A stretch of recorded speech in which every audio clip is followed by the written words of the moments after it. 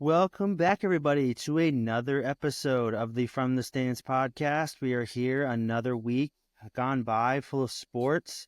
We're coming at you on this 7th day of November with episode number 43 of the From the Stands podcast. We've got some big time news in the NFL with some trade deadline news and deals happening. We also have some World Soccer just trudging along there in the Champions League as well.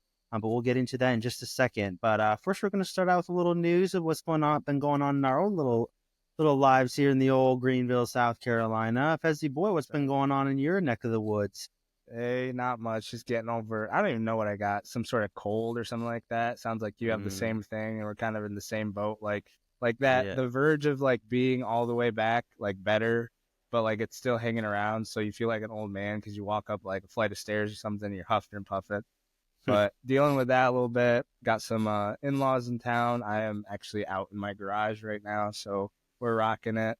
So if I sound a little bit echoey, that's why. But dude, I got a little fan down here. Hopefully you guys don't hear that buzzing around. But other than that, not a whole lot. Just chilling, grinding away at the old job. You know what I'm saying? Yeah, for sure. Yeah, like you said, I've kind of been coming off a little bit of sickness as well. Sickness kind of hit it for me at an unfortunate time because we had a nice little cabin trip planned. We went up to North Carolina in the woods up there. Super nice little cabin. Everything you'd want in a little cabin, to be honest. It was super nice.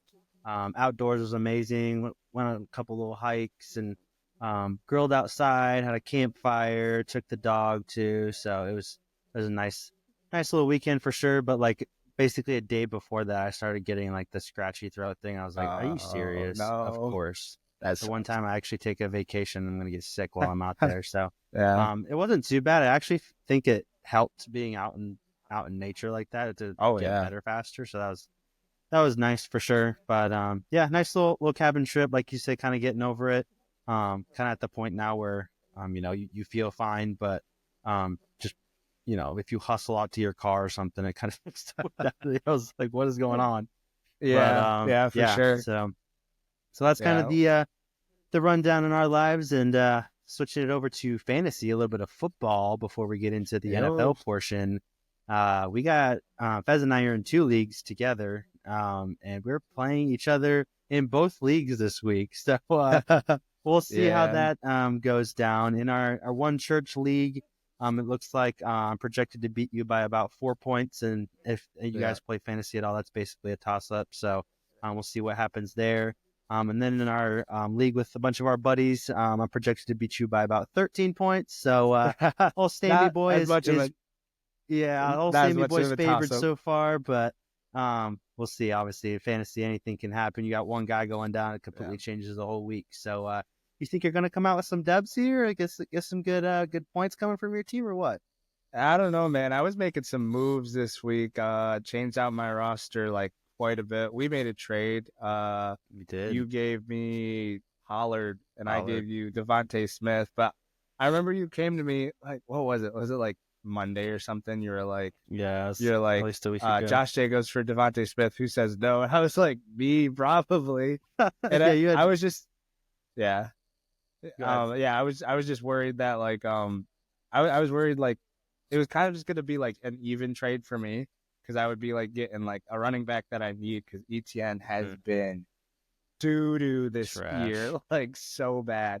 So like the running back sounded good, but then I was getting rid of like my wide receiver room was like terrible. So I made some moves. I picked up DJ Moore from Nathan Topman, who that's good. is in our league. I gave him Matthew Stafford. He lost Dak, and I was like, I literally have. He could have probably picked up somebody on waivers that was doing the exact same things Dak was doing. Yeah. Yeah, though he got a good two wide receivers. He is like London and I forget the other one, but he's like bottom of our league and he's doing like he has like a decent squad. But I'm just surprised you got him to reply to a trade. Kind of salty, but it's all good. I texted him. I was texting him all day, and I was gonna get to you earlier, which gets me to my next trade that I made was well, actually, the one we're talking about with you, but you traded with Peter, the Josh Jacobs, so you gave me Pollard for Devontae Smith, and I added DJ Moore and then picked up Tillman on waivers. So Yeah. looking a little different, little better. We'll see how it all works out. Can't start Tillman this year though, but Yeah, Tillman's a good pickup. we'll Yeah, see. I've been making some moves, at least in our boys league, for sure. I kind of woke up a couple weeks ago after making some trades and then some really good pickup off waivers. And I was like, I have like 10 running backs, dude. Like I'm gonna get screwed when one of my receivers goes down, and I'm gonna have to drop a really good running back for a receiver. So I've kind of been hot in the trade market, like you were saying, trading um, Yeah. some some of my running backs for what I think is pretty good wide receiver play. I got scary Terry McLaurin. He's balling out for the Commanders right now. Off some really good quarterback play from Jaden Daniels, and then obviously I got Devontae Smith from you as well, which is a little bit strange because I don't usually like to get two receivers from the same team. So I got AJ Brown as well, but AJ Brown's kind of been questionable the last few weeks and his production's gone down a little bit. So if he goes out at all, I'll just put Devontae in and I'll kind of try to figure out which one of them I want to start on this particular week. But yeah, we'll see. I'm pretty balanced now finally with my roster, so can't complain too much. We'll see how those matchups pan out here in the old fantasy. Yeah, I got to start getting some wins. Otherwise, it's gonna be wraps for Fez real quick. It might already be, but I don't know. I was gonna Make it a say, push. do you want me to check the percentage that you make the playoffs right now? Sure. Should I I don't check even that real care. quick? You All right, should Fezzy check boy, it. 17% playoff 17%. percentage to get Hey, into the hey, playoffs. hey, I think Leicester City had worse odds and they won the Premier That's what League. I'm So saying. here we go. It's not zero, so we're still there. JB channeling my JB. I need to just start pumping some Red Bulls or something. That's I don't right. know. But yeah, it's not looking too good for Fez. Sammy boy, what are you you're like you're what? I'm at Third? 78%. I'm at fifth right now at 4-5. Fifth? Yeah. Top I six could get in, easily right? be like 8-2, I feel like though, but that's Yeah. how I fantasy mean goes. Brandon's So just ahead of me with one less loss. So it's top six, right? One, two, top three, six, four, correct. 5, 6. I mean, sixth place right now is 4-5. So I mean, Yep. obviously I need Nathan to You're 2 wins lose. away. So I mean, anything could happen. It's fantasy. So yeah, yeah, but we'll exactly. Well, definitely. if you makes it feel any better in our church league, your percentage to make the playoffs is 58. So Hey, it's a little bit better. it doesn't make me feel as good because like nothing against the church league, but like in It's not our what the you care boys about. league, Yeah. in our boys league, they're like these guys like no fantasy like Peter and his dad Yeah. and all that. I'm just like, They're ragging you on you the know, whole time too. So yeah, it's tough out here. That's all right. I'm also trying really hard because when I quit because I don't make the playoffs next season, like I'm just gonna look at Peter and like, dude, I tried and I this is still what happened. So it's not like I quit in the middle of the season. And I'm like, oh yeah, I'm done. Like no, like yeah. I'm really gonna try. If it doesn't happen, I'm done because Late season surge. yep, that's right. But yeah, we'll keep a look at the fantasy rosters and scores and schedules this week. Hopefully, I can pull out a dub against old Sammy. He got a few dubs to spare, so I need one. But like Sam said, we got a good lineup for you guys with a lot of NFL, Champions League, Premier League, and a bunch more, and some weird happenings with the Kelseys in the college world. So stay tuned. Another week of NFL is behind us now, and we got some pretty big results that were coming out of the week last week. The New York Jets finally got a dub on Thursday night against the Houston Texans.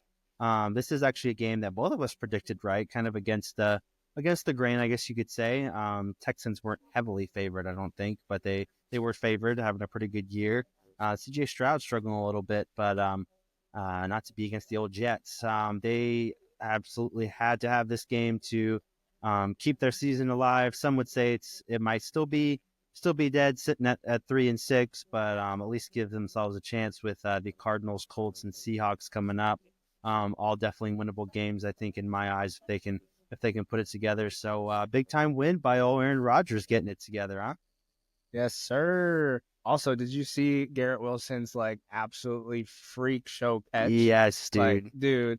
And like honestly, I wouldn't say that's why I lost fantasy, but freaking he dropped 30 points in that game and Micah had Yeah, Garrett Wilson. I was just like, dude, if I lose because of that stupid he had like 2 one-handed catches, I was like, you gotta be yeah. kidding me. And that first half, zero offense for the Jets, but they pulled it out in the end, and I'm just like, Devontae looked like the Devontae of Devontae at the old. end, yeah. Yeah, I don't know. It was much needed for them. Hated to see Garrett Wilson pop off, but good for the Jets, I guess.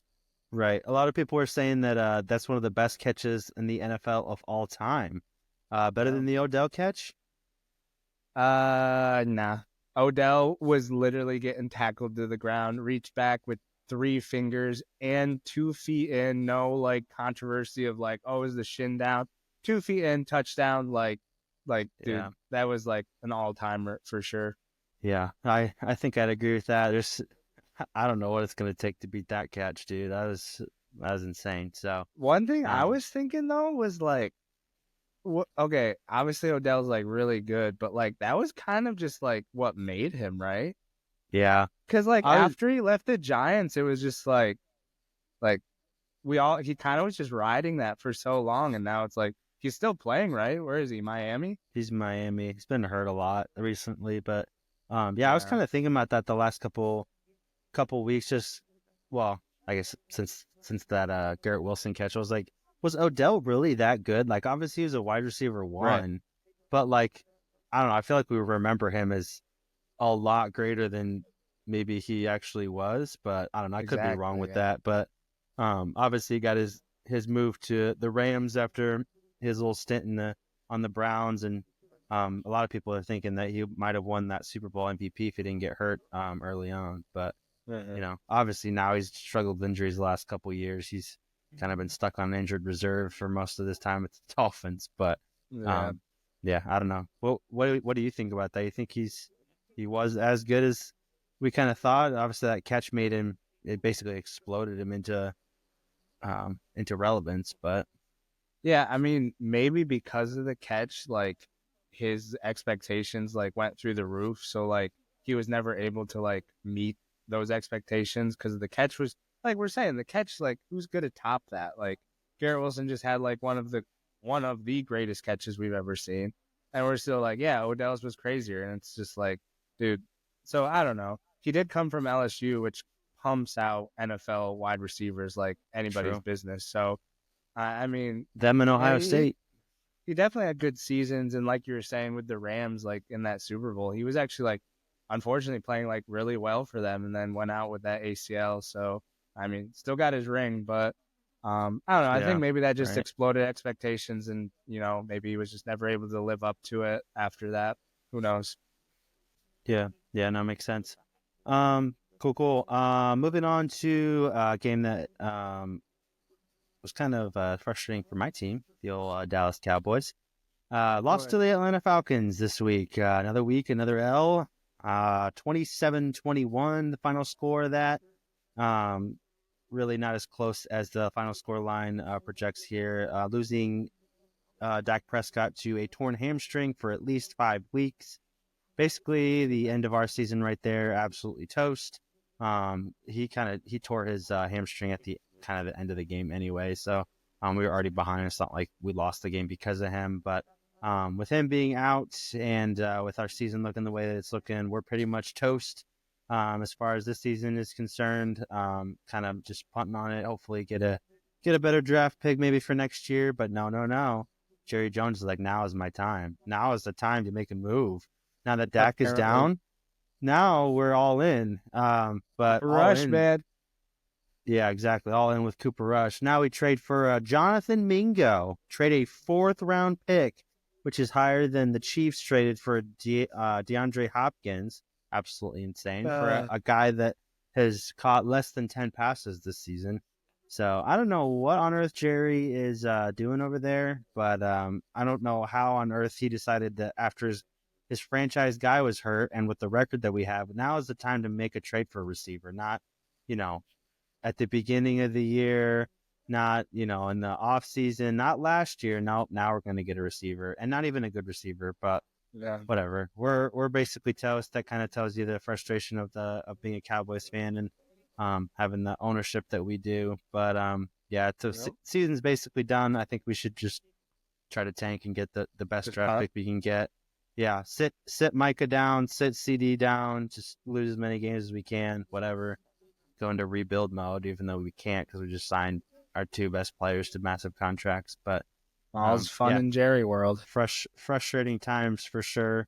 I'm not sure if you have much of an opinion on the old Cowboys, except to just hate on them. But we deserve all the hate we can get right now. So It just doesn't like. I mean, I like the NFL and I like keep up with it, not as much as most people probably do, but even to me, like, what's going on? Like, yeah, your franchise quarterback that is the highest paid player in NFL history goes out, and you're like, yeah, now we're going in.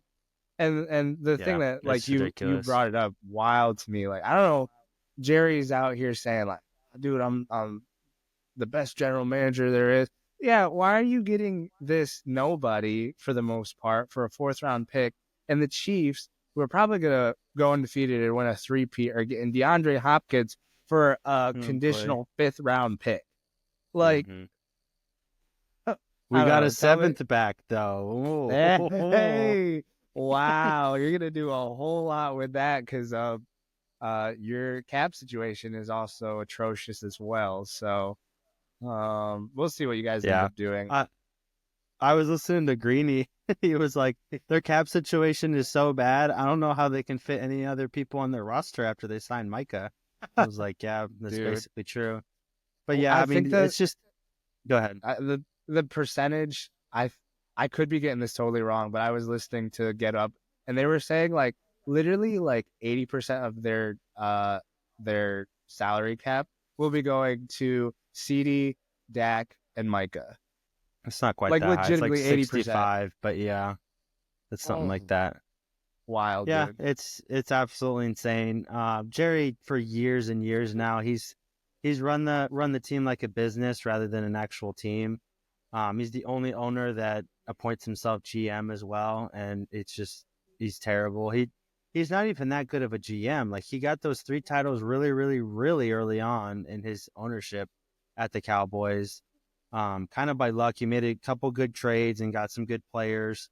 Obviously installed the good coach, but even like in the middle of the quote unquote dynasty, he still was doing Jerry things. He fired Jimmy Johnson Yeah. and they got the third one, but that was with Jimmy's team really, and it's been downhill ever since. And it's ridiculous. Like I said, he runs the team as a business, not as a franchise. Like we had that whole, I think we talked about it a little bit last week with the tours of at Cowboy Yeah. Stadium and everything being a distraction to the team. He's like, oh, I don't care. Like I haven't heard anything from the players. I was like, yeah, they're not gonna pipe up to you, dude. You're the freaking owner. So Yeah. and it's funny because this last week he literally said it. He was like, "Yeah, if it gets too boring around the NFL around my team, like I got to do something." So like, he's just it's just constantly like he's just looking for the next news article or big headline, which is why he just talks crazy all the time, and he's the only person that actually thinks his team is any good.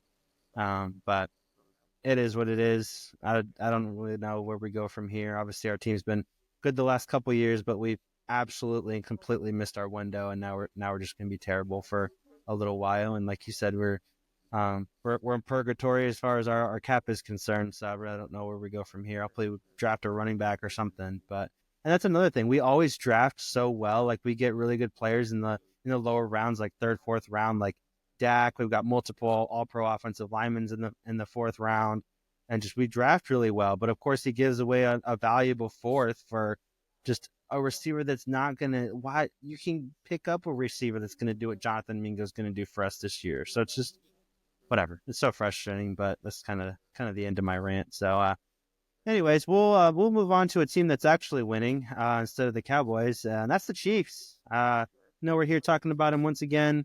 Kind of frustrating it just week in week out talking about the Chiefs winning another game, but that's kind of the biggest Uh, game I guess outside of some of our team's games. But the Chiefs uh, win on a coin toss. Um, this game coming down to the wire at Arrowhead. Patty Mahomes, I don't know if you saw on his last regular season touchdown he threw. He came up limping on that. I'm not sure if you were watching the game or not, but he went down for a little bit, sucked the air out of Arrowhead. I'll tell you that much. It was, you probably hear a pen drop in there. Kind of shook it off, got a little jog going, and he was right back up the next series. But game goes to overtime on a coin toss again. We can rant about this rule again, but in the regular season, the team that gets the coin toss, obviously most of the time they receive the ball, and if they score a touchdown on the first possession, that's game over. The game's done. So really dumb rule in my opinion. Tough way to lose for the Bucks. But one thing that I would say, and you can kind of maybe give a rebuttal on this, is that I 100% thought the Buccaneers were going to go for two. I couldn't believe they didn't want to go for two when they got a touchdown super late in the fourth. Like, you're like a 500 team going up against the big bad Chiefs at their place, and you get a touchdown late and you don't go for two. When you know that Patrick Mahomes, if he gets the ball in overtime, he's just going to be methodical. He's going to get a touchdown. Like, go for two. What do you have to lose? It's just, yeah. But anyway, what do you think about that whole situation? Yeah, I definitely think they should have gone for two. I mean, you're the Bucks. You're like, you have a competent quarterback. You're a decent team, and you got the defending Super Bowl champs, who are undefeated, still undefeated, obviously, but were undefeated up to that point. Could have handed them their first L, which would have probably springboarded the Bucks season. Like, I mean, again, the Bucks are just a scary team to play. Baker Mayfield has found a home. He's playing super well. They don't have receivers anymore, though, which is so tough for them. It is really tough. But, dude, that drive in the fourth quarter to tie the game, to get it down, that was really very impressive. And that's one of those drives where you're just like, why don't you just do that all the time? Yeah, exactly. I don't know, but that was a masterclass for sure. It was against a very, very good defense. But yeah, I mean, some people were saying they used their 2-point conversion play to get the touchdown. So they didn't have something to run. I'm like, dude, you get paid millions of dollars to be an offensive coordinator and a head coach. Like, I'm sure you got way more that you can run than that one play. Like, oh yeah, we ran our best. We can't run something. Doesn't mean you can't get in the end zone with something else. Like, right. Yeah. I think they should have gone for two for sure. Yeah. It's tough out for the Buccaneers. They're now sitting at 4-5. We'll see kind of how their season goes moving forward. They got a wide open division over there, so we'll see if they're able to put in a good showing the second half of the year here. Couple Kansas City talking points. DeAndre Hopkins 2 touchdowns, so he's just walked into that team, not needing any time to adjust. He had one play where he was kind of off page with Patrick Mahomes, but other than that, he looked pretty good. Travis Kelce, 14 catches, insane, 100 yards. So just crazy. It's just scary times for the rest of the league. Looking at what Kansas City has coming up. I was actually talking to, I think it was Mikey actually or somebody, that Kansas City might legitimately not lose the rest of the year. I think they have the Bills, not this week, but next. But other than that, it's Denver twice, Carolina, Las Vegas, the Chargers, the Browns, and then I think that Houston is in there too somewhere. But it's just, they could do it, man. Like, it's in the script. It's in the script. It's insane. It's all kind of getting, I don't know, it's all falling this way. But whatever. But moving on to a little bit of a trade deadline talk. We actually had the trade deadline this past week in the NFL, and no huge moves to speak of, but just a couple of things we'll touch on really quick. I guess the biggest move of the whole trade deadline was the Commanders getting Marshawn Lattimore, all-pro cornerback from the Saints. Very, very good pickup for a Commanders team that is only going up. Apparently, I saw a thing this past week that a lot of players, if they're disgruntled or just talking about maybe being on the move, talking about going to the Commanders, which is just wild to think about. Just seeing as they've been kind of the laughing stock of the league for the last 5 to 10 years. But they finally got a quarterback and obviously some good receivers. They got a good coach. A lot of former Dallas players. Got a former Dallas coach. Got 3 of our 4 offensive linemen, 3 of our 5, I guess, offensive linemen over there. So they've got it moving in a good direction. They obviously get Marshawn Lattimore, which beefs out that defense a lot. So I can see them making a run this year for sure. Maybe not quite to the Super Bowl, but definitely expect them to be a tough out in the playoffs. Lions also getting Zadarius Smith from I believe it's the huge. Browns. Don't quote me on that. But I do believe it's the Browns. Yeah. Yeah, that's what I thought.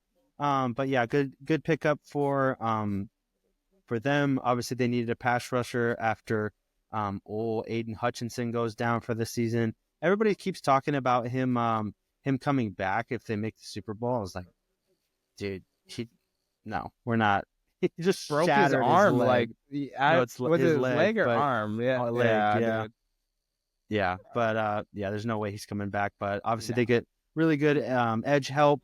I don't know if you saw this, but I don't know if you know who Mike Tannenbaum is on ESPN, former GM, just a talking head on the NFL. But he said that the Lions should give up 3 first-round picks, a second-round pick, Jahmyr Gibbs, for Myles Garrett. I Oh was my like, goodness, no freaking way. this is That's why you're not a ridiculous. GM anymore. Dude, this is why you're on ESPN. Shut the 3 heck up. first rounds, and they're starting running back, dude. So blow up half their team to get Myles Garrett, and they're already the best team in the NFL. Like, sure, they can't rush the passer, but their offense, their defense as a whole is still good. Like, what do you mean? And they did exactly what you can do is just like get somebody that's not Myles Garrett, but 75% Myles Garrett, let's say. Right. And yeah. So yeah, it's just completely dumb. But anyway, Lions pick him up. Super good pickup for him. And then Steelers. Get your opinion on this. Mike Williams going to the Steelers in a trade from the Jets. This was kind of expected ever since Mike Williams just kind of sold his team a couple weeks ago and dropping a couple passes and not being on the same page as Aaron Rodgers. It was funny. Aaron Rodgers the next day, he's like, "Oh yeah, Mike's a good player." Blah blah blah. I was like, "Yeah, okay, dude. You definitely told management to get him out. He's gone. Obviously, he's out. With Devontae coming in there, the targets were going to be next to 0 for him. So, what do you think about this pickup? Obviously, not the Mike Williams of the Chargers, but still a good pickup for you guys, or what? Feel free to chime in on the other trades as well. The other ones, yeah. I think the other two, and this is why we're highlighting it, definitely moved the needle for those teams. The Lions, like we were saying, really needing a pass rusher to really just help them. That was kind of the only weakness that they have thus far. And then obviously Washington getting in a bunch of track meets, not being able to really stop anybody from scoring the ball and just outscoring their opponents, but really beefing up their at least their secondary and being able to play a little bit more man-to-man will definitely help them keep other teams from getting in the end zone as much. Mike Williams, obviously not the Mike Williams of old, coming off that injury. Didn't really work out with the Jets. Obviously, Aaron Rodgers, you could just tell he was just like, dude, we got Devontae. We got to get this guy out. Like, just not really, like you were saying, he's like, he's being professional and cordial. Like, yeah, not the same Mike Williams, works hard, keeps to himself, this, that, and the other. But, like, he was on the Pat McAfee show, and he was just like, you could just tell with what he was saying. He was just like, he was almost basically, like, without saying it, he was just like, yeah, I'm happy he's gone type deal. And I was just like, ooh, that's tough. But we'll definitely take him. We were actually in the off season trying to get Mike Williams during free agency, but he opted to go to the Jets. Now we get him, and this just helps open up the field for Pickens to have someone that can work off him and just take some of the corners. Pickens won't get too many double coverages now because Mike Williams is still, savvy, good wide receiver that, might not be as fast as he once was, but can still get open, still be a weapon for Russell Wilson down the field. And it definitely helps out, and it moves the needle for us for sure. And a lot of people are saying that we're trying for a Super Bowl push, and I got to tell you that, like, I was not expecting that at the beginning of the season. Usually the saying goes, if you have 2 quarterbacks, you have none. obviously we have 2 quarterbacks, and we got Mike Tomlin. So, anything is possible. So Yeah, we'll see if that's we good. do make that push. I would love to see us make a deep run. That would be amazing, especially for Russ to prove everybody wrong. But I think it moves the needle for sure. Yeah. Yeah, I mean, obviously the AFC is stacked, so I'm not sure if a Super Bowl run's quite in the cards. I think y'all need to get a little bit deeper, maybe. But Definitely. I always love to see the Steelers in the playoffs. It's kind of one of those romantic things about the NFL. It's like it's got that brand and the playoff atmosphere and stuff. But Well, we have we don't anymore, but we did, or we still might have this as many rings. Like how many? We have the most Super Bowls, right? no, I think the Packers have the most Super Bowls. Is it? It All right, depends I will. if you separate like NFL championships versus Super Bowls. Super Bowls, I think, is the Patriots. I see. But like overall NFL championships, it's the Packers, so New on and so England and forth. Pittsburgh are tied with the most Super Bowls at 6. Obviously, Brady had All of something them. to do about that. But anyways, I digress. We're still up there. So if we win another one, we'll have one more. So Yeah, that'd be even no, better. solid pickup for them. I've always kind of liked Mike Williams, especially when he was that big time target for the Chargers. So we'll see if he's able to roll back the years and kind of resurrect his career in the yellow and black of the Steelers. Last thing we'll touch on in NFL football is a little drama, a little social media drama, I guess you could say. Jason Kelsey at the Ohio State Penn State game. I'm not really sure what he was doing there. I guess he was just taking in the game, I I think believe. it was college game day he was there for. He missed a field goal. Okay. Oh, that's right. That's right. Yeah. Now I remember. So yeah, he was there hanging out with the game day guys. And for some reason he was just walking outside of the stadium, and some clown Dude, came up to him. absolute problem with America in one video. Right. Oh yeah, my word! came Continue. up to him, started heckling his brother, just saying some really nasty stuff about his family, stuff like that. And old Jason Kelsey goes right up to him, takes his phone, bam, big time slam or a spike right into the right into the concrete. His phone was gone. So he took quite a bit of. I don't even know if he took heat, really. It was really just, most people just were on his side but it was a viral moment for sure. He ended up apologizing for it on Monday Night Football. But obviously I condone 100% of everything that he did. I'm just shocked that that guy still has his head after trying to antagonize a 280-pound former offensive lineman. So I don't know. This is the education of America. This is what it's getting you right there. Holy cow! Yeah, my opinion. Holy cow, dude. He is lucky that his face wasn't crushed in. Dude, it's one thing to come up to someone and just be an absolute idiot, but to come up to someone and insult their family to their face with a phone, in their vicinity, dude. Yeah, he's lucky this dude did not if you watch the video near the end, I don't know if Kelsey doesn't need bodyguards. He's a big freaking He's fine by himself. But his entourage, he stepped up to the kid, and they were just like, whoa, we don't need to kill anybody today. Because definitely, if there weren't people around, he probably would have beat the crap out of that kid. And I would have been fine with it. Absolutely fine with it. I think he deserved everything that happened to him, and probably even more. Yeah. But that might be a little harsh. But bullying works. So. We don't condone violence, but still on just dude. No. They should have him on the podcast. Oh my! That would be hilarious. That would be funny. So funny. Imagine he's actually a cool kid and just chill dude. But no, I told you that day, and decided to do something really dumb.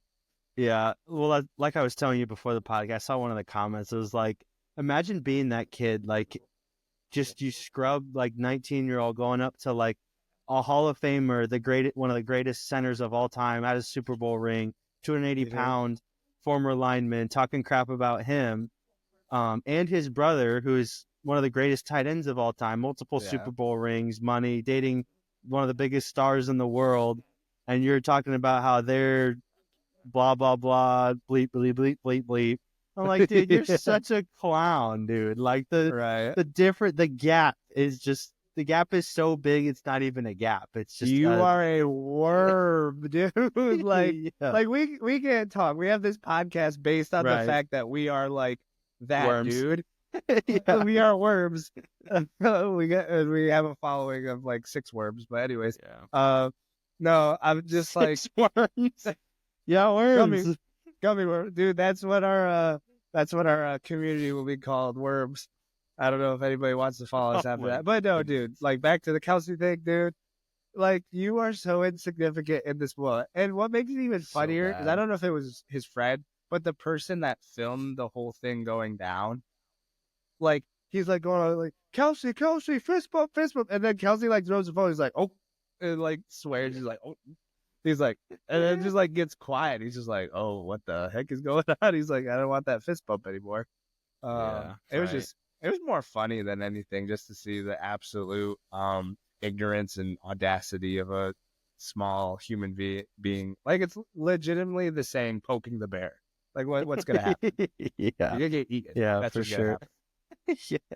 Yeah. Anyways, crazy moment. Yeah. We'll see what comes of that in the next few days, I guess. But crazy moment. Switching over to college football. With the game that Kelsey was at, actually, Ohio State, Penn State. This is really the only game we'll touch on. Number 3 versus number 4. Ohio State coming out on top by 1 possession. Penn State kind of continuing their I guess just tendencies of not being able to win the big game. They kind of run the show down in the Big Ten right up until they run into the big boys at Ohio State or at Oregon or Michigan. So that's a little bit tough for them. But Ohio State getting a really good dub after they lose to Oregon a little bit earlier in the season. So they're right in the hunt there in the Big Ten. So the first college football playoff rankings were released this past week. Yes, sir. Nothing super crazy, no big surprises quite yet. Oregon's still number 1, followed by Ohio State, Georgia, Miami, and Texas round out the top 5. Penn State right outside at 6. Tennessee 7. Indiana, the surprise of the season, number 8. Big fan of them just because of their coach and everything. He came in hot in the offseason. He's like, all I do is win, which is a pretty wild thing to say when you're coaching at Indiana, but he is 9-0. So big time props to him. BYU fan, school that Fez was an ex-fan of for a little while, the last couple years. That's right. And then Notre Dame 10. One and done. Yeah, Notre Dame 10, Alabama 11, and then Boise State rounded out at 12 with Ashton Genty leading the boys there, squeaking them into there to number 12. Hopefully they make the playoff as well. So that's kind of the top 12. That's what the playoff would look like right now if it were the season were to end today.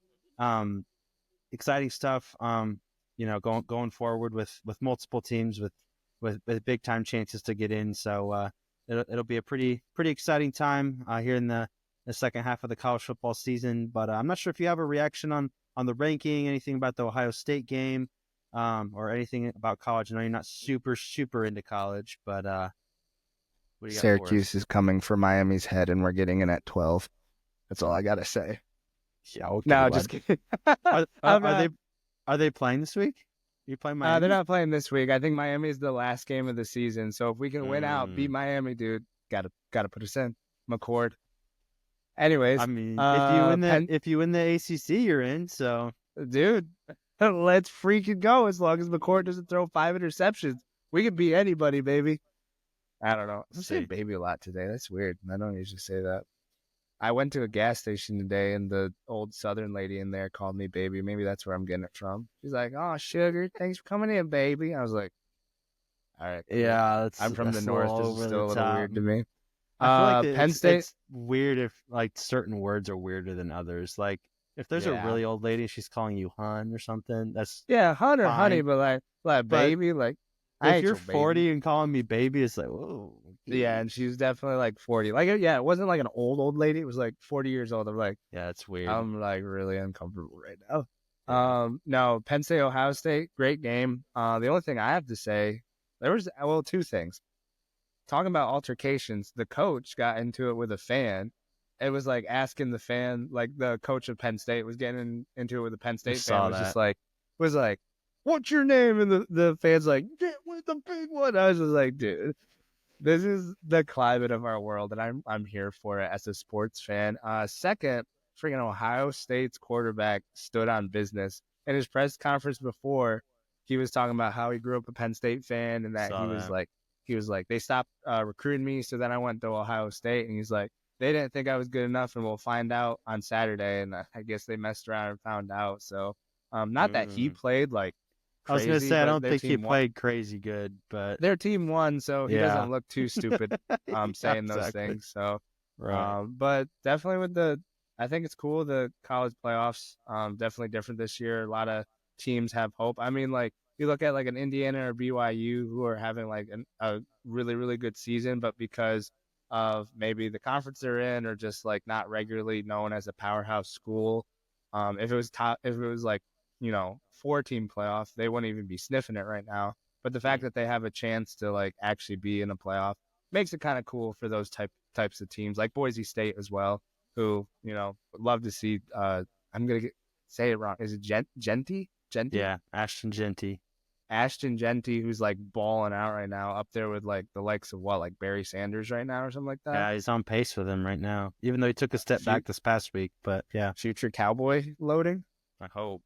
Gotta get Yeah, somebody. we'll But see. But other than we'll that, that's probably all I draft think. a punter or something in the second round or some Exactly. Something whatever. something stupid. Yeah. Yeah, that's all I think about the playoffs though. Yeah. So not a Cool whole lot. stuff. Yeah. We got another big week coming up in college. Alabama LSU is the night game coming up. We got Florida, not Florida, Georgia. Georgia plays Ole Miss, I think, or somebody like that. With playoff implications. But anyway, big time games this coming weekend. We'll have it all covered next week. But that'll basically do it for the football portion of the podcast. Obviously, some big time trades going down. It's not too big, but big time results at least for sure. So we'll see how the game goes tonight, and we'll come on with some big time analysis next week. All right, hopping over to the pond, we had some big matches in the Premier League this past weekend. Some good, some bad, some ugly. We're gonna start with some bad. Sammy boy, Arsenal kind of sputtering out early in the season still. But what do you make of them dropping points yet again? Obviously, last week was, or 2 weeks ago was Liverpool, which top of the league, so you expect kind of a harder fought game. But Newcastle struggling a little bit this year, but like not a team you want to play regularly, but dropping a result 1-0 to them. How do you feel about that? Yeah, obviously not great. Still really banged up. We're still starting Trossard, who, if anybody knows anything about Arsenal, he is absolutely garbage when he starts, but really good when he comes off the bench. So, yeah, not great performance by him individually. Obviously, he's not the reason we lost, but Saka's still not looking 100% after his injury, even though he scored in the game before. We were playing Liverpool. So yeah, I was still banged up a little bit. Not really finding our rhythm here. Pretty early on in the season. Newcastle, like you were saying, a solid squad.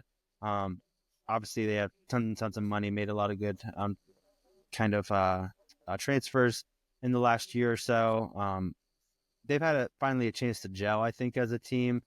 Even though they don't have like your $100 million signing or anything yet. They made a lot of like good $50 to $60 million signings, and they're able to finally get those guys some playing time together. Unlike Chelsea, they actually give their guys time to gel. So, but Facts. yeah, so it's a good win for them. It's tough. It's tight. I was proud of how they fought, but yeah, ultimately too much for us. And like I said, we need to get a little bit healthy. I saw today that Declan Rice has a broken toe now, so he'll be out for more time. So yeah, tough look in the Premier League for sure. I think we're down to like fifth right now or something like that's all. Obviously still Correct. tight, but I think we're down there now. So yeah, tough look for us right now. Yeah, big match coming up against the old Chelsea this week. A little 4 versus 5 Champions League spots on the line again early in the season. So a lot of these spots won't hold. But yeah, Arsenal taking a hit to their title pushes, but I'm sure they'll find a way to get back up in that top 3. I'm pretty confident in that. Probably. Yeah. Another team taking a hit with Liverpool sitting at the top of the league, Man City sitting at second, but they dropped points to Bournemouth, like super out of nowhere. Like, I don't know. Maybe it's the Tyler Adams effect, or I don't know, man. Okay. No, but okay, Alexi, easy there. Dude, I was gonna listen to his podcast today, and I didn't because I was just like, I don't want to hear this today.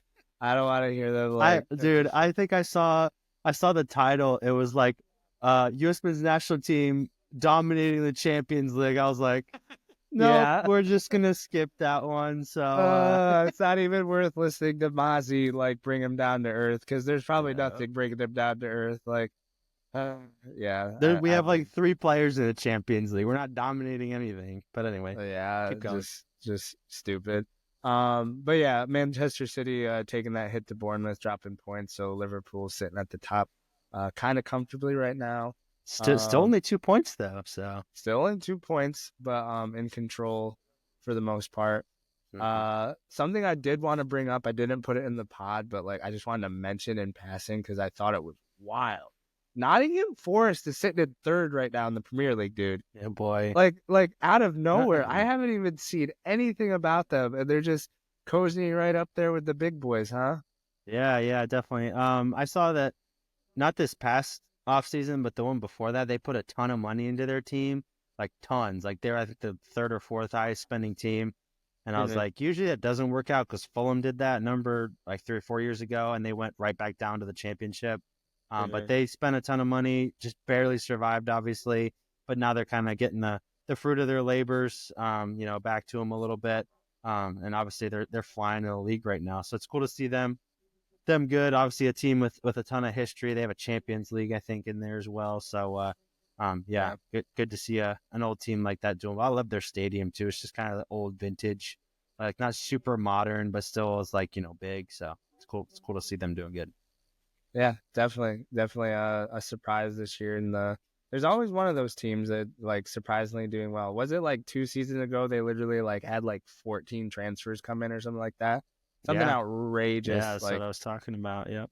Definitely like that's what reminded me. You were mentioning that, and they just kind of weeded it out. Have some decent players. Gio Reyna him last season did not go well at all. But yeah, speaking of a little bit of a surprise, Chelsea sitting in 4th. Definitely did not have them up here. I thought they were going to be a decent mid-table team again, but their new coach seems to be putting together. I'm super surprised and excited about what they're doing. They smoked. They're in the Conference League, obviously, and they smoked some no-name.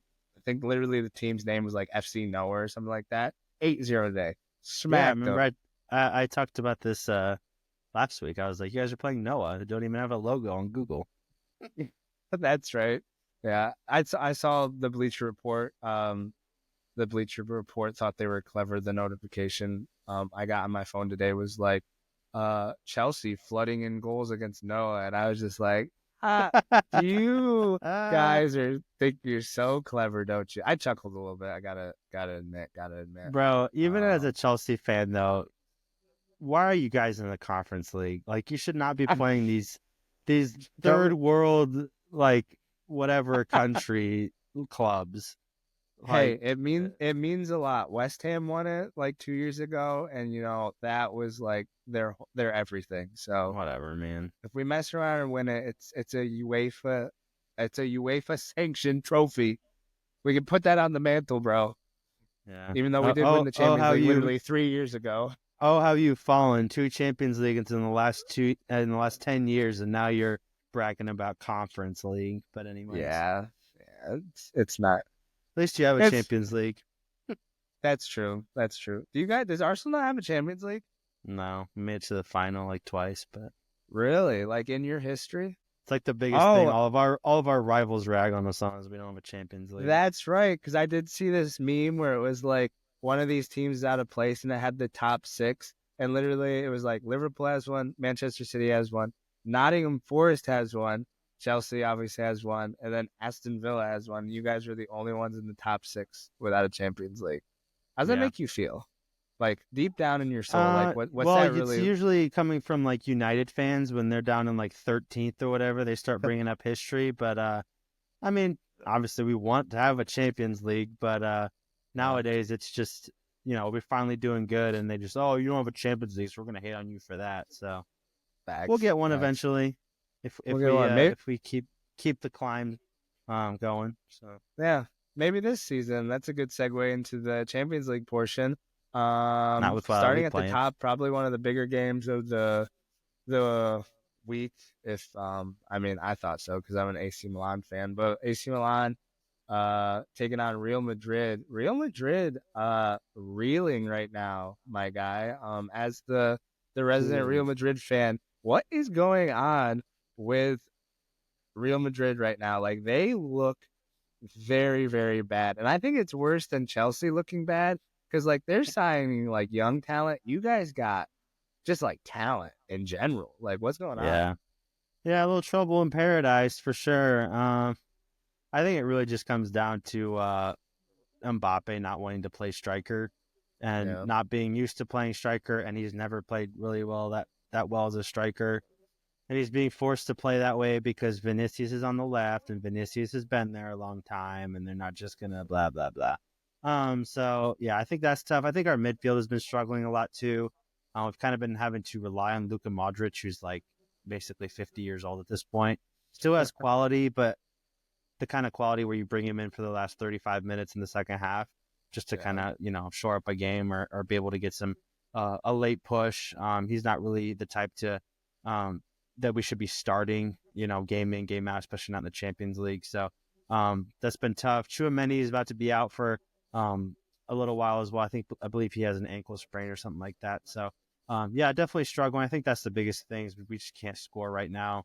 Our defense has struggled a little bit. We're starting Lucas Vazquez at right back, which is again not ideal. He's fine, serviceable, but not quite up to the standard of Danny Carvajal, but who's obviously out for the season. So that's a couple reasons why, but it's kind of even when Real Madrid quote unquote struggle, like we at least are able to defend our home field and everything, and which obviously got destroyed by Barcelona. That wasn't at home, right? That was at Barcelona, or was that at home too? I think it was at Barca, yeah. I think it was at Barca, but either way, home Champions League, that's their tournament. They always win. You can't just be getting not quite played off the field by Milan, but it looked pretty comfortable for Milan, winning 3-1. So big props to them. But it's not looking good for the Whites right now. So yeah, Pulisic coming off of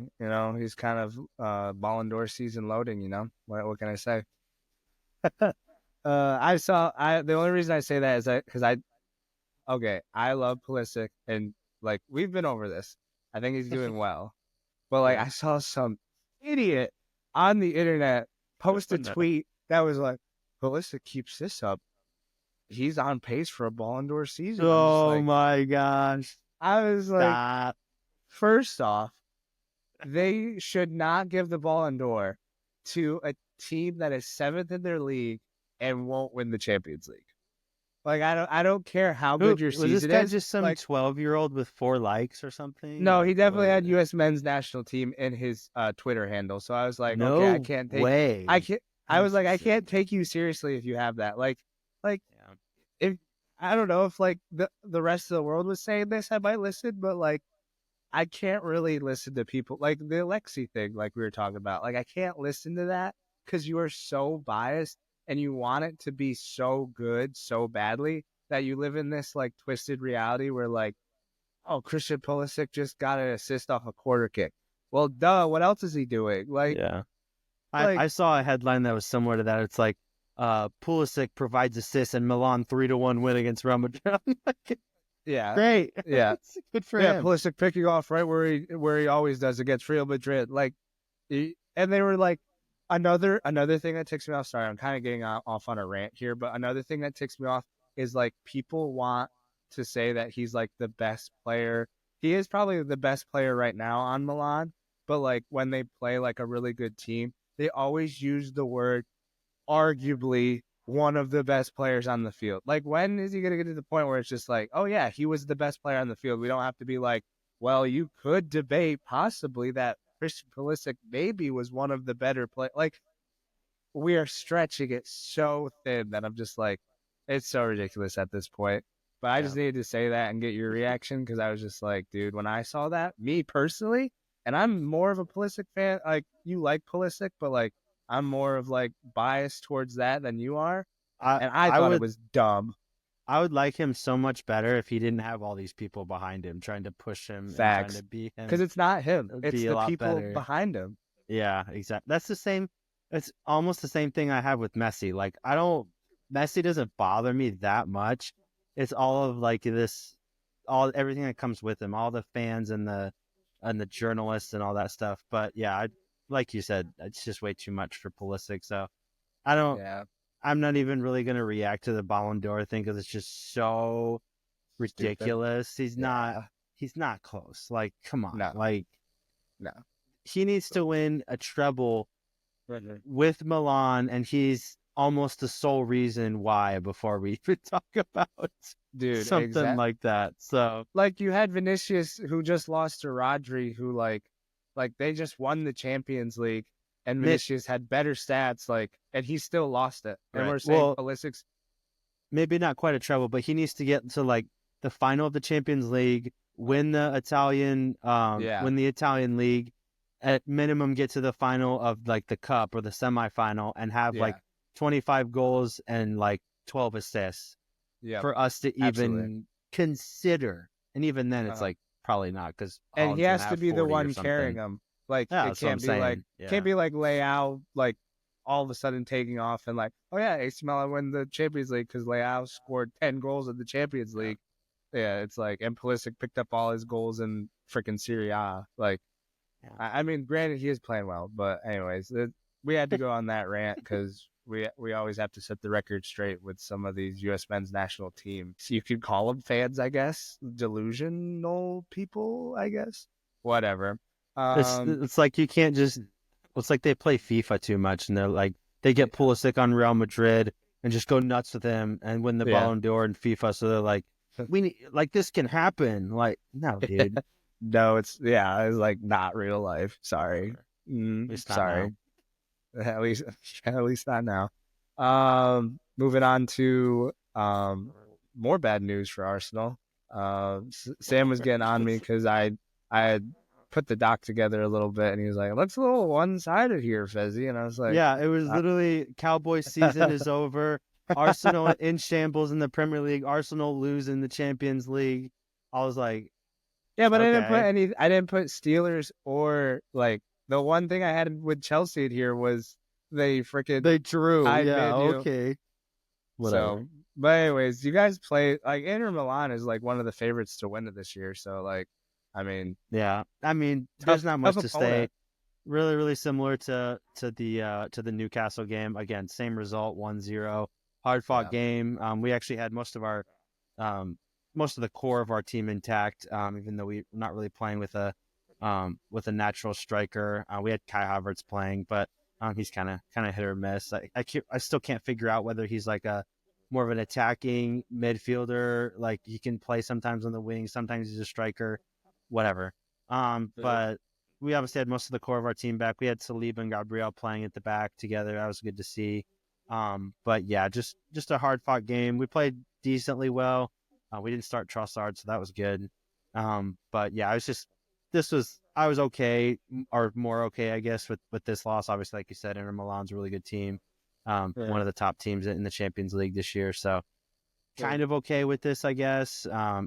With there being such a big margin for error now in the Champions League to get through, I'm not as concerned about it. But yeah, two losses on the spin is not great. But hopefully we can hopefully we can bounce back in the league. But we don't have a great schedule coming up. We got, like you said, Chelsea. And then I think we have somebody else. I think we have Sporting in the Champions League, and then we have Manchester United. So it doesn't get too much easier. But Arteta was whining in the presser again about a penalty because that's how they beat us. But I'm so sick of his whining after every game. But it is what it is. Get your team playing better. So yeah, whatever. Fezzy boy, yeah, Fezzy boy. Sammy boy going in on Arteta. Is he starting to lose the fans here? Or what's going on? What's going on, I Sam? wouldn't say he's losing the fans. He's one of those coaches that like everything's great while they're winning and everything, but like every loss, bro, there's an excuse. There's it's never like internal limelight where it's like inward looking, like, oh, we could have done this better. It's the refs screwed us. The penalty was outrageous. The field, whatever, blah blah blah. So it's always something with him. I'm increasingly starting to believe that, like, again, I feel like this is almost too harsh, but I'm gonna say it anyway. He was a great bridge coach. He was really good at creating this team and getting us to the point where we can fight for titles, but he's not the guy that's just gonna get us above, like, to where we can win some of these trophies, like Champions League, like the Premier League finally, tipping Man City and getting us up there. Again, I could be wrong, and like obviously grass isn't always greener. Like where we were before we got him was, Europa League and sometimes not even making Europa, kind of laughing stock of the league. Everybody was making fun of us because we were so bad. Actually, people kind of stopped making fun of us for a while because they felt bad for Arsenal. But, it isn't always greener, but I don't know. It's just kind of a thought I have, I guess, but we'll see. Yeah. Who would you want right now? That's the thing. I have no idea. Like for the longest time, I said Hansi Flick because of exactly what he's doing at Barcelona. Like I would have snapped him up in a heartbeat.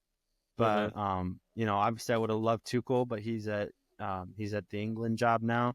Yeah, we didn't even touch on that. If we can dream Zidane, but like he's not going to come to Maybe Arsenal, you'll get Ancelotti if this season goes bad, and then Real Madrid. Ancelotti said that Madrid's his last stop. So once Madrid are done with him, he'll probably he might go to international, but I don't see him managing another club team. I would have loved Ancelotti though. I'd love that. But, dude, it's still wild to think that like literally like 4 years ago he was like managing Everton. Like, dude, he was managing Everton with James Rodriguez. He took a stop at Napoli too, which was kind of insane. Which like you can see Napoli, but like Everton, and then jumping to Real Madrid, like he was doing crazy good with them too. He had them in the top 4 until he left, basically. Yeah, and then they they were mid-table imploded. After that, but yeah. But he's insane, dude. He's such a good coach. But he's incredible, dude. Incredible. For sure, Mr. Champions League. You were speaking about some of the matchups that you have coming up, Sporting and Man City. That's a good transition into where we're going to kind of park this conversation for a tiny little bit. Just a second, not super long, but Sporting upends Man City beating I don't have the score off the top of my head. It was like 4-1. Yeah, 4-1. A couple of pens, but I mean, Haaland missed a penalty too, so. Haaland missed a penalty right off the crossbar. Just about cracked the crossbar. But dude, so much power on the shot. But the reason we're going to park it here is because Sporting's coach is set to join Manchester United at the end of the season? No, middle of November. Middle of November? Okay. I didn't know the timetable on that. That's why this was so big, because this was his last home game against Man United's biggest rivals. So it's kind of a romantic way to go out and just cherry on top, they destroy Man City. So obviously endearing himself early to the United fans. Did you see his quote before the game? I'm going to paraphrase because I can't say it, but he was just like, if we beat Manchester City, he's like, Manchester United is going to think I'm the second coming of Fergie, basically. And I was just like, yeah, they'll probably get really excited. And I'm sure they probably are, beating Manchester City 4-1. And they're just like, dude. And like, also their striker, I think he's like Norwegian. I think he's coming over with him too, and Swedish, they're really hyped about that. Swedish, exactly. He was the striker dude I wanted in the offseason for Arsenal because we're lacking so big at striker, and he's I think in 14 or 15 games, he has 23 goals already for Sporting. Yeah, But insane. yeah, the reason I wanted to park on this though is just because the team that he's created over there have been just absolute monsters. Like obviously he's been there for I think 3 years now, 4 years, and he's won the Yeah. league twice for Sporting. Obviously Sporting a big time club in Portugal, but they hadn't won the league since 2003. So Okay. he's got 2 out of 3 wins in the league there. They're obviously fighting against likes of Benfica and Porto on a yearly basis there. But the team he has over there, dude, is crazy. He's got 2 really good young center backs, and Inacio and I forget how he pronounces his name, Diomande or something like that. But Yeah. they've been rumored for a couple years now to be going elsewhere. I think he might bring the Inacio guy to United as well.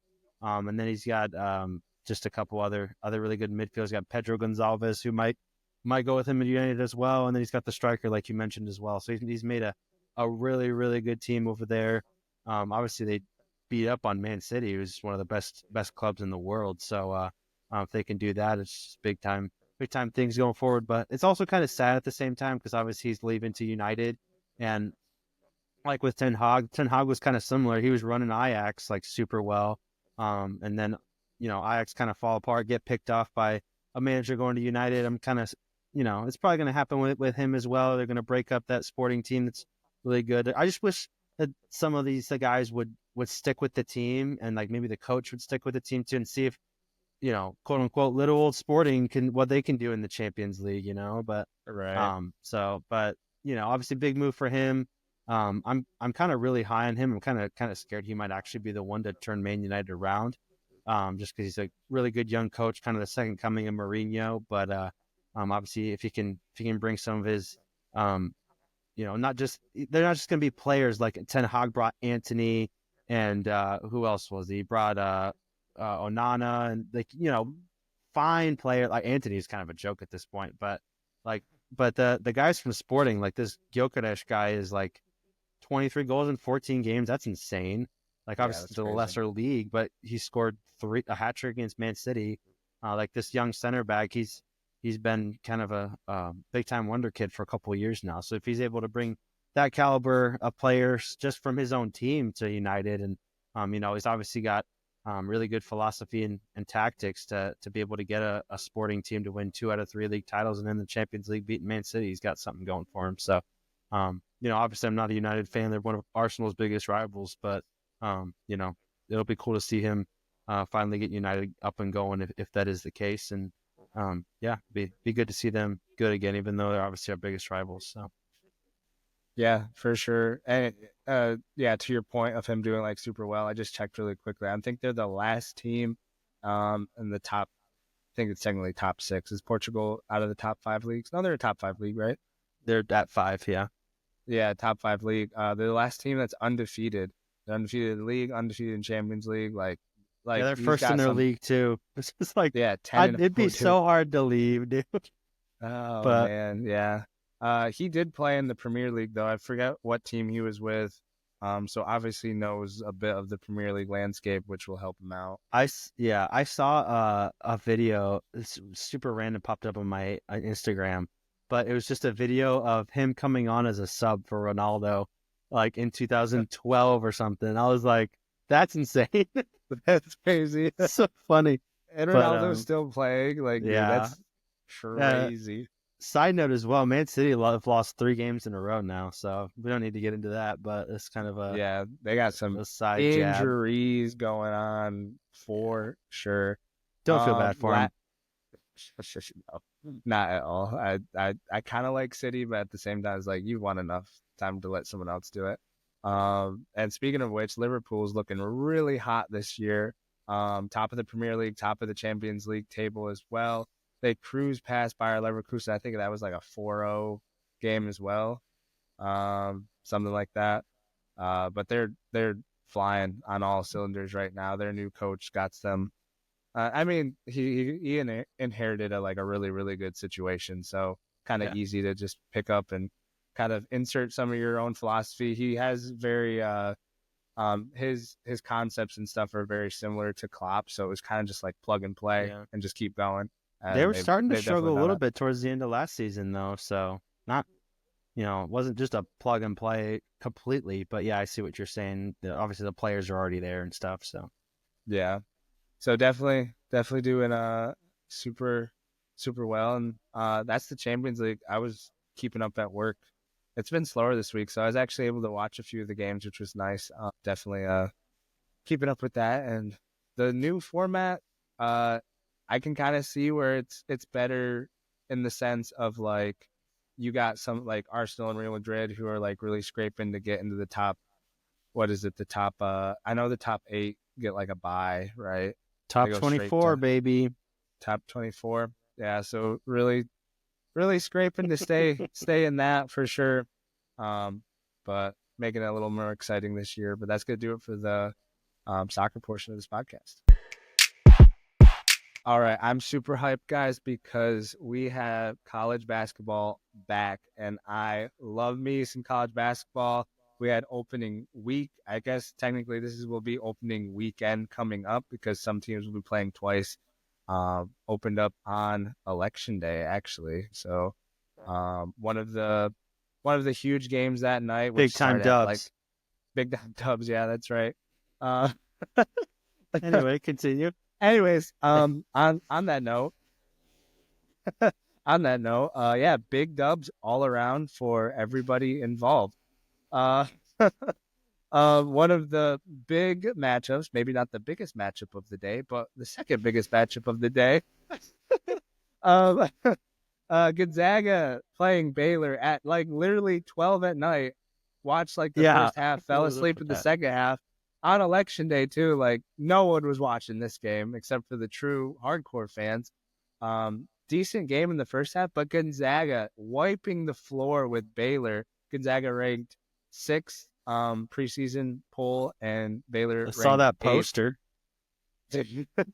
Mark Hughes' son ate it, to say the least, in garbage time, which was hilarious. Did you see the video of all his teammates at the press conference when the reporter brought it up? They were all just like dropped No, their I heads, didn't. trying not to But laugh.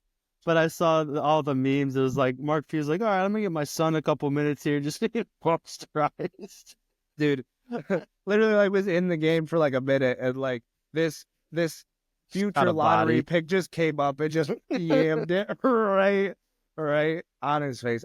One of the podcasts I was listening to, he called it it's probably really crass and people are probably gonna get on me for saying it, but he was just like, Mark View's son got nutted right on live on national TV. Whoa! I was like, dude, you're like 47 years old. Why are you Goodness! saying that?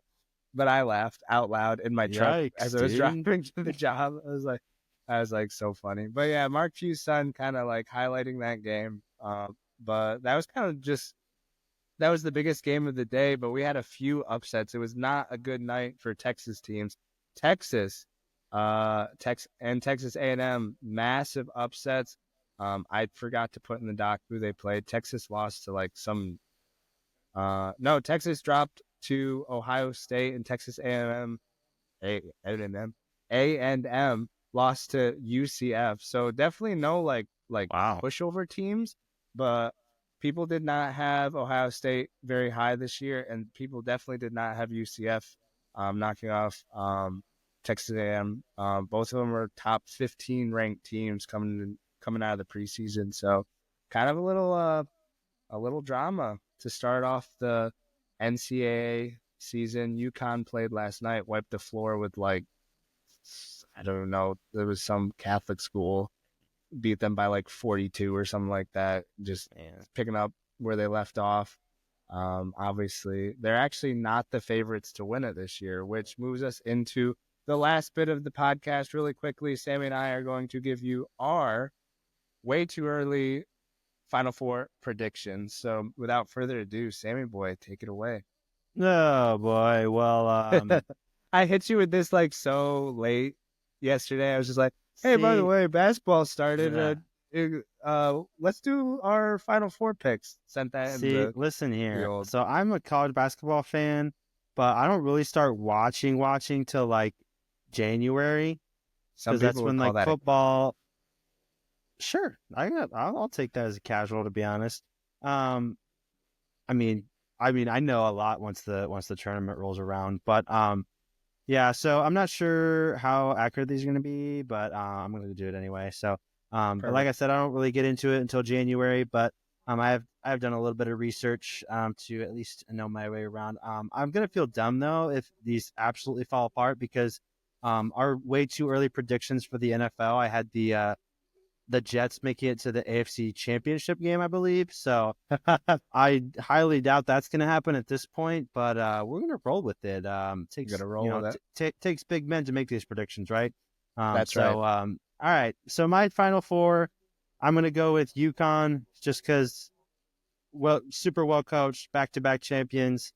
Like you said, not the favorite this year, but they've got that DNA at this point. I think Dan Hurley can get them there. They got enough starters coming back. I think they can make it there. Once again, kind of chalky, but I'm gonna go Kansas with my other pick. Okay. Kansas. I'm just really high on a lot of their players are on their number one team right now, but so I got them going far. A little bit of a sleeper pick here. I got Creighton in the Final Four. Creighton, Great. the Blue Jays. I think they made it to the Elite Eight, if I'm not mistaken, last year. But they have a really good team. They lost one of their better players, Baylor Shireman, I believe his name is. But the other dude that was really good with him, I believe his name is Kalkbrenner or something like that.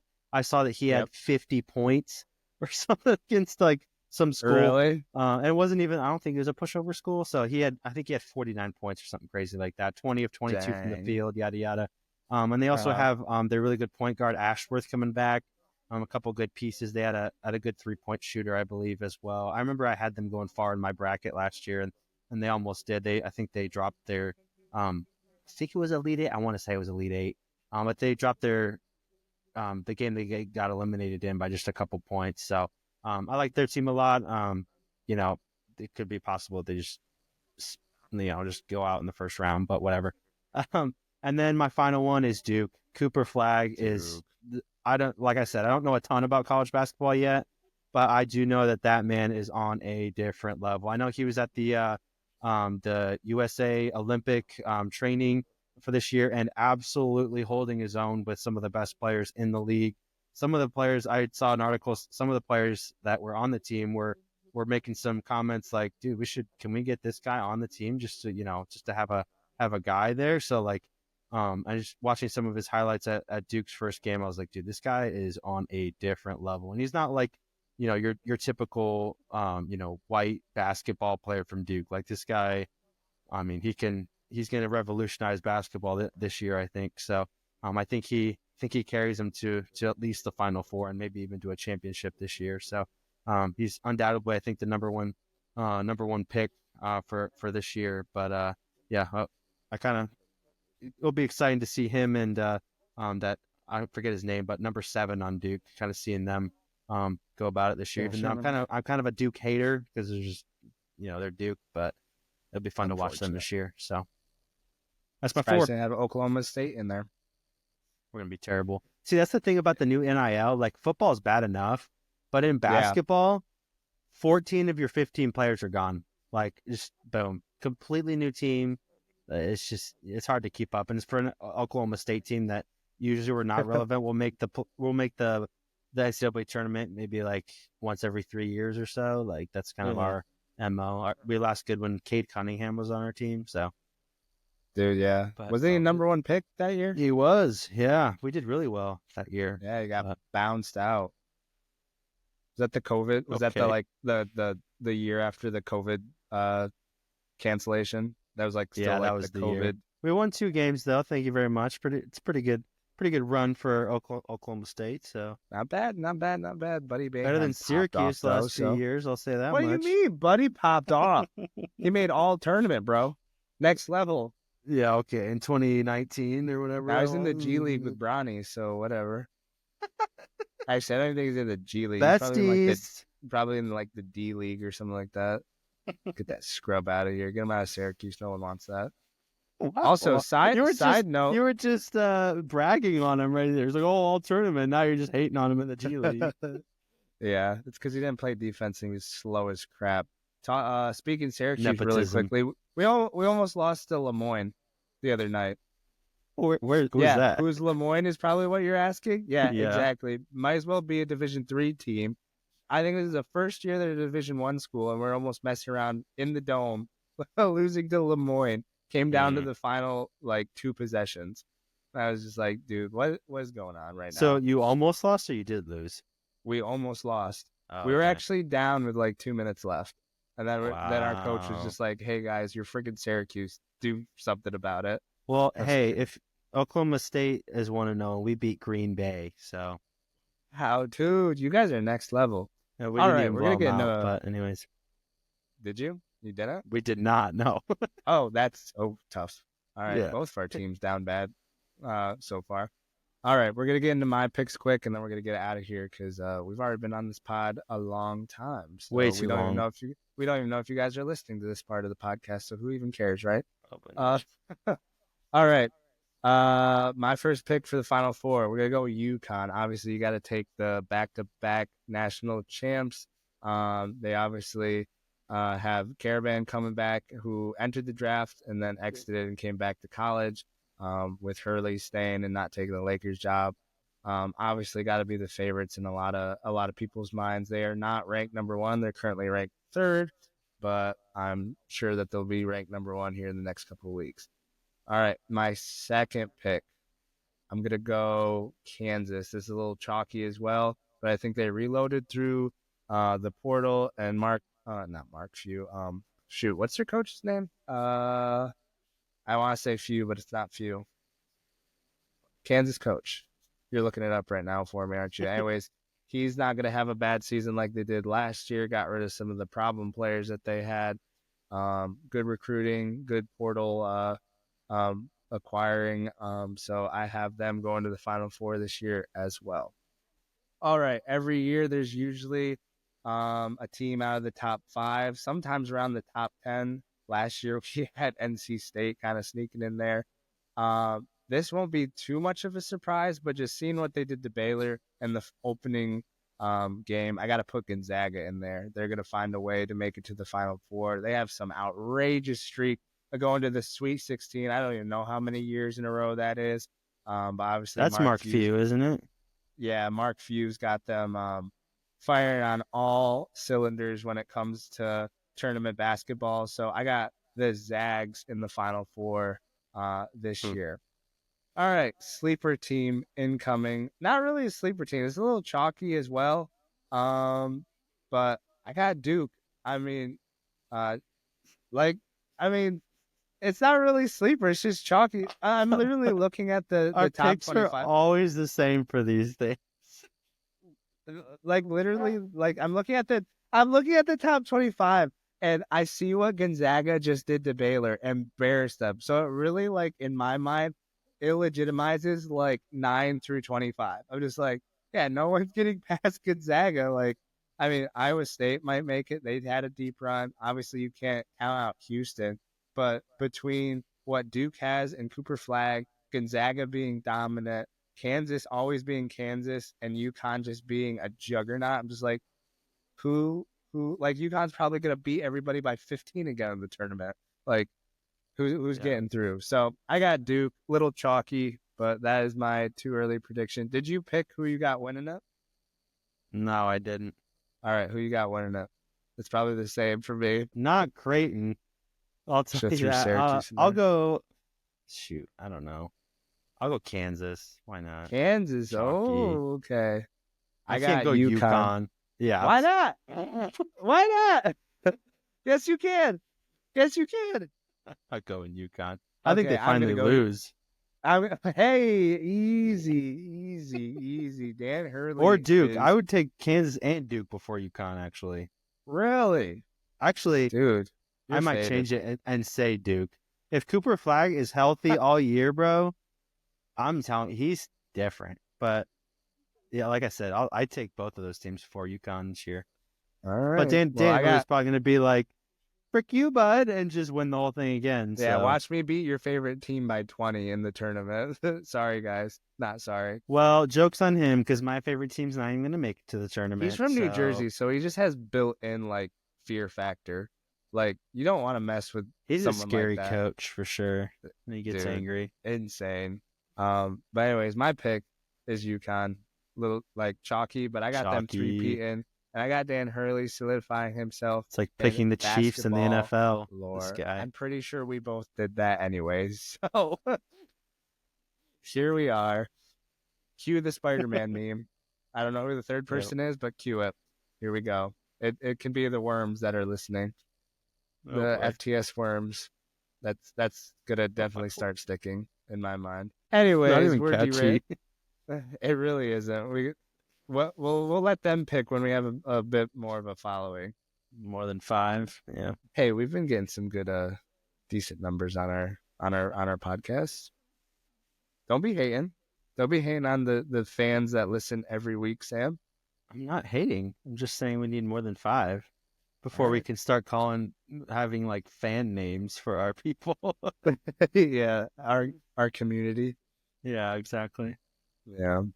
But anyways, that is our picks for the college basketball season. Bit chalky. Sam got the Duke Blue Devils bringing home the natty this season, and I got Dan Hurley getting that 3rd ring. But we will see how it pans out. Knowing our luck, Creighton will win the whole thing. So that's just the nature of the tournament, nature of college I'll at least basketball. have one of my Final 4 right then.